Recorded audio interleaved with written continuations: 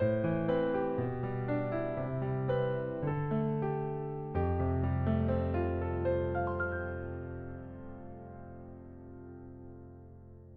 오늘도 예배의 자리로 나와서 하나님 앞에서 이 하루를 시작하시는 여러분 모두에게 주님의 위로와 돌보심이 가득하시길 바랍니다. 함께 기도하심으로 12월 23일 금요일 매일 주신 기도회 시작하겠습니다. 하나님 감사합니다. 오늘도 우리가 주님 앞에 나와 하나님의 말씀을 듣고 엎드려 기도할 수 있는 은혜를 주셔서 감사합니다.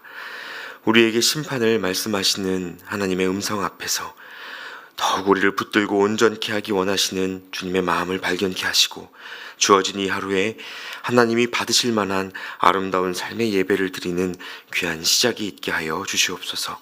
예수님의 이름으로 기도하옵나이다. 아멘. 오늘 우리에게 주시는 하나님의 말씀 에스겔 30장 1절부터 12절까지의 말씀입니다. 에스겔 30장 1절부터 12절까지 봉독하겠습니다. 또 여호와의 말씀이 내게 임하여 이르시되 인자야 너는 예언하여 이르라. 주 여호와께서 이와 같이 말씀하시되 너희는 통곡하며 이르기를 슬프다 이날이여 하라. 그날이 가깝도다. 여호와의 날이 가깝도다. 구름의 날일 것이요 여러 나라들의 때이리로다. 애굽에 칼이 임할 것이라. 애굽에서 죽임당한 자들이 엎드러질 때에 구스에 심한 근심이 있을 것이며 애굽의 무리가 잡혀가며 그 터가 헐릴 것이요 구스와 붓과 룻과 모든 섞인 백성과 굽과 및 동맹한 땅의 백성들이 그들과 함께 칼에 엎드러지리라. 여호와께서 이같이 말씀하셨느니라. 애굽을 붙들어주는 자도 엎드러질 것이요 애굽의 교만한 권세도 낮아질 것이라. 믹돌에서부터 수에네까지 무리가 그 가운데에서 칼에 엎드러지리라. 주 여호와의 말씀이니라. 황폐한 나라들같이 그들도 황폐할 것이며 사막이 된 성읍들같이 그 성읍들도 사막이 될 것이라. 내가 애굽에 불을 일으키며 그 모든 돕는 자를 멸할 때에 그들이 나를 여호와인 줄 알리라. 그날의 사절들이 내 앞에서 배로 나아가서 염려 없는 구스 사람을 두렵게 하리니 애굽의 재앙의 날과 같이 그들에게도 심한 근심이 있으리라. 이것이 오리로다. 주 여호와께서 이같이 말씀하셨느니라. 내가 또 바벨론의 느부갓네살 왕의 손으로 애굽의 무리들을 끊으리니 그가 여러 나라 가운데에 강포한 자기 군대를 거느리고 와서 그 땅을 멸망시킬 때에 칼을 빼어 애굽을 쳐서 죽임당한 자로 땅에 가득하게 하리라. 내가 그 모든 강을 마르게 하고 그 땅을 악인의 손에 팔겠으며 타국 사람의 손으로 그 땅과 그 가운데에 있는 모든 것을 황폐하게 하리라. 나 여호와의 말이니라. 아멘.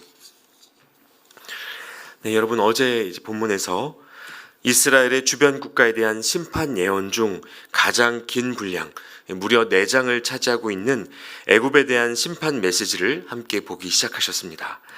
그 어느 나라보다 강성했고 또 화려했으며 아브라함 때부터 이스라엘에게 아주 직접적인 영향력을 행사했던 이 애굽이란 나라가 하나님 앞에서 어떤 최후를 맞이하게 되었는지 말씀을 통해서 보셨습니다. 그리고 어제에 이어서 오늘도 역시 이 애굽의 바로 왕을 향한 하나님의 음성이 계속되고 있는데요. 먼저 1절부터 3절까지의 말씀을 다시 한번 보시겠습니다. 또 여호와의 말씀이 내게 임하여 이르시되 인자야 너는 예언하여 이르라. 주 여호와께서 이와 같이 말씀하시되 너희는 통곡하며 이르기를 슬프다 이날이여 하라. 그날이 가깝도다. 여호와의 날이 가깝도다. 구름의 날일 것이요 여러 나라들의 때이리로다. 자, 여러분 여기에서 그날이 가깝도다. 여호와의 날이 가깝도다 라는 표현이 등장하죠. 여기에서 여호와의 날이란 구약의 선지자들이 역사의 끝과 심판의 때를 묘사할 때 아주 자주 사용하는 특별한 표현입니다. 호세아부터 말라기까지 이르면서 많은 예언서들 속에서 이 문구를 아마 한 번쯤 보셨던 기억이 있으실 것 같습니다. 여러분 본래 이스라엘 사람들은요 하나님이 약속하신 그날 여호와의 날을 소망의 날이자 회복의 날이라고 인식하고 있었습니다. 자, 그런데 여러분 하나님의 선지자들이 그날의 소망을 말할 때에 언제나 공의의 심판을 함께 선포했다는 사실을 우리가 먼저 기억해 볼 필요가 있겠습니다. 때로 우리가 하나님의 사랑과 심판을 동시에 이해하는 데에 어려움을 느끼기도 하는데요. 여러분 심판이 온전해야 사랑도 온전해집니다. 저 땅으로 건너가려면 이 땅에서 발을 떼야 합니다. 발가락 하나만 붙여 놓아도 우리의 몸이 저쪽으로 떠날 수 없게 됩니다. 부활도요, 죽음이 분명해야 부활이 있는 것이지 덜 죽으면 부활은 시작조차 될 수 없습니다. 여러분, 이것이 심판과 회복이 함께 존재할 수밖에 없는 이유입니다. 또 성경에서 여러분, 여호와의 날은요, 요한계시록에서 백마를 탄 이가 와서 공의의 심판을 행하실 그 마지막 때를 일컫는 표현이기도 합니다. 요한계시록 19장 11절부터 16절까지의 말씀이 그날에 대해서 묘사하고 있는 말씀이 있는데요. 여러분, 제가 그 부분을 한번 읽어드리겠습니다. 또 내가 하늘이 열린 것을 보니 보라, 백마와 그것을 탄 자가 있으니 그 이름은 충신과 진실이라. 그가 공의로 심판하며 싸우더라. 그 눈은 불꽃 같고 그 머리에는 많은 관들이 있고 또 이름 쓴 것 하나가 있으니 자기밖에 아는 자가 없고 또 그가 피 뿌린 옷을 입었는데 그 이름은 하나님의 말씀이라 칭하더라. 하늘에 있는 군대들이 희고 깨끗한 세마포 옷을 입고 백마를 타고 그를 따르더라. 그의 입에서 예리한 검이 나오니 그것으로 만국을 치겠고 친히 그들을 철장으로 다스리며 또 친히 하나님 곧 전능하신 이의 맹렬한 진노의 포도주 틀을 밟겠고 그 옷과 그 다리에 이름을 쓴 것이 있으니 만왕의 왕이요 만주의 주라 하였더라. 역사의 마지막 때, 그때를 묘사하고 있는 계시록의 말씀입니다. 충신과 진실이라는 이름을 가진 인자가 피 뿌린 옷, 즉 그리스도의 보혈로 물들어 있는 말씀의 옷을 입고 백마를 타고 오실 때에 하늘의 군대들이 그를 따르고 입에서 나오는 예리한 검으로 하나님의 심판을 행하게 되는 바로 그날이 있다는 말씀입니다. 자, 여러분, 이 말씀이 묘사하는 것이 누구의 모습일까요? 만왕의 왕이요 만주의 주로 다시 오실 예수 그리스도이십니다. 그러니까 여러분, 오늘 이 하나님께서 애굽을 향하여 심판의 때를 말씀하시고 수많은 주변 도시들까지도 다시는 애굽과 교통하거나 연합하지 못하도록 완전히 멸절하시겠다고 선언을 하시는데요. 여러분, 이것은 애굽이라는 한 나라에 대한 메시지이기도 하지만 궁극적으로 심판의 주로 오실 예수 그리스도의 날을 우리에게 가르쳐주고 계시는 말씀입니다. 여러분, 구약시대 애굽이 강한 국가로서의 그 면모를 가지고 그 지역의 패권을 장악했을 때요, 그 나라가 멸망할 거라고 생각했던 사람은 거의 아무도 없었습니다. 아모스와 이사야와 같은 이전 세대의 선지자들이 애굽에 대한 하나님의 심판을요 이미 수백 년 전부터 예언했지만 그 나라는 지금까지도 좀처럼 무너지지 않았습니다. 다른 나라가 다 무너져도 애굽만큼은 끝까지 살아남으리라는 생각이 당시 사람들에게 있었다는 말입니다.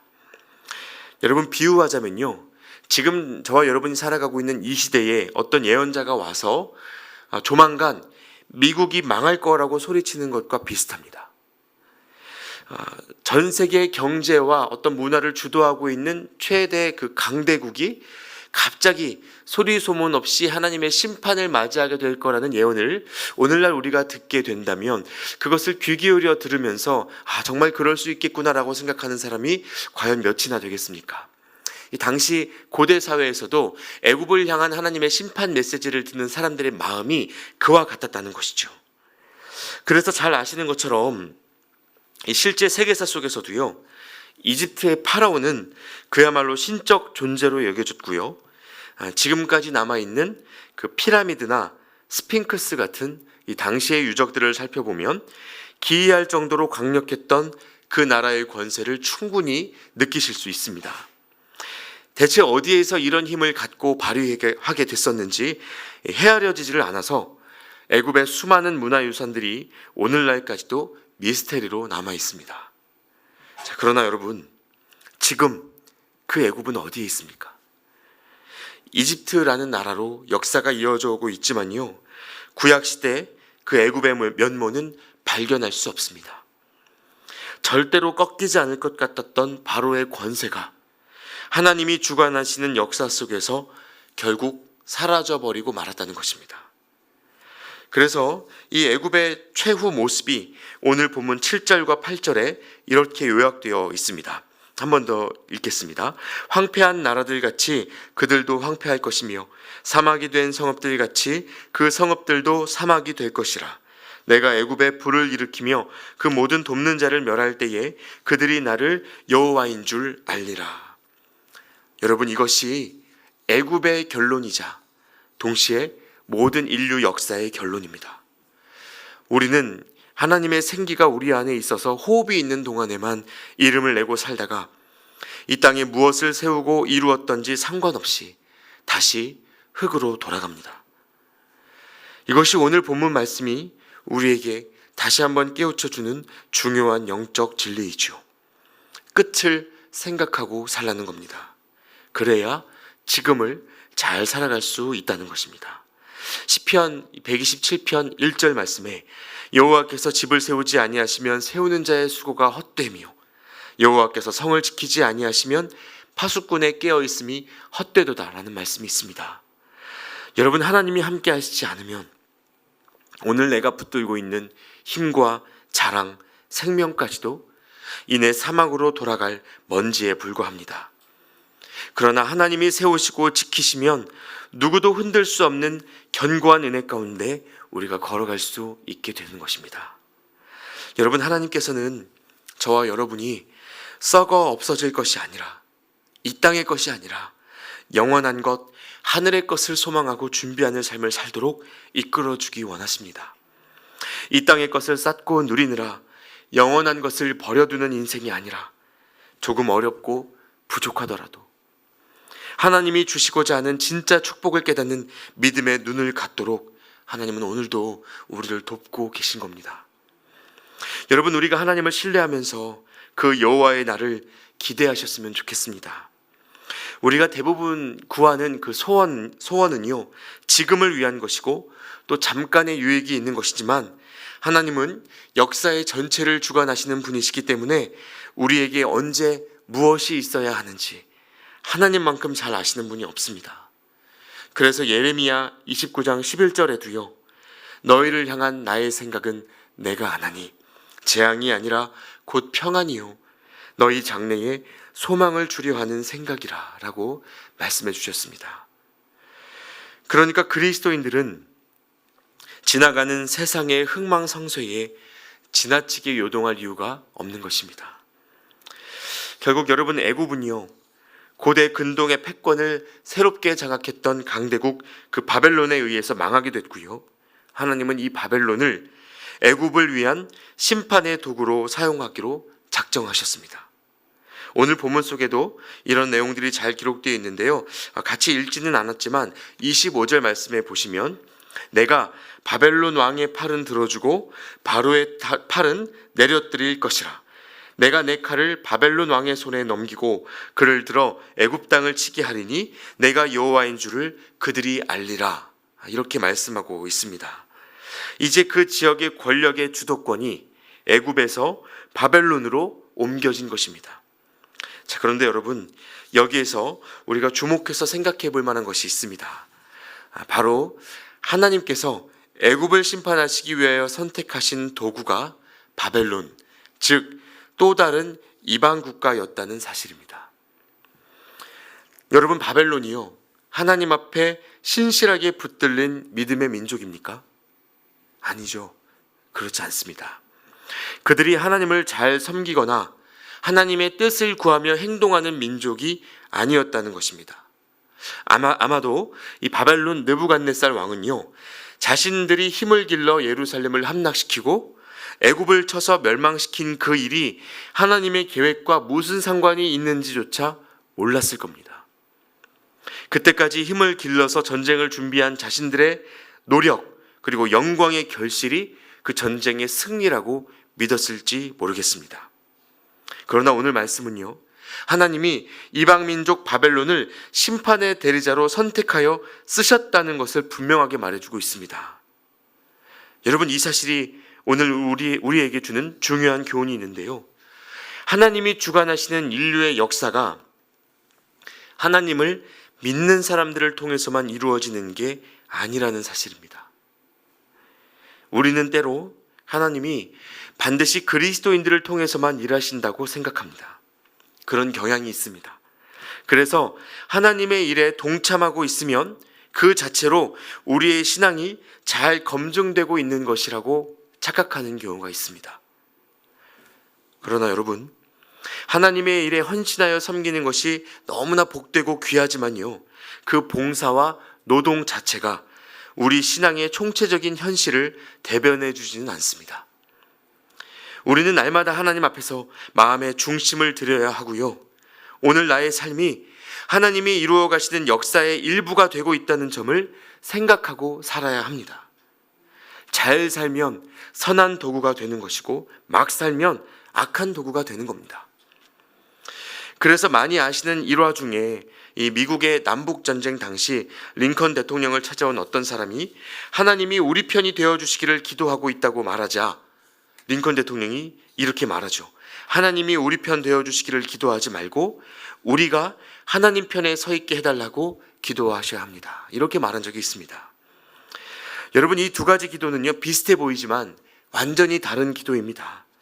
하나님이 내 편에 서 달라는 그 기도는요, 내가 옳다는 것을 전제로 합니다.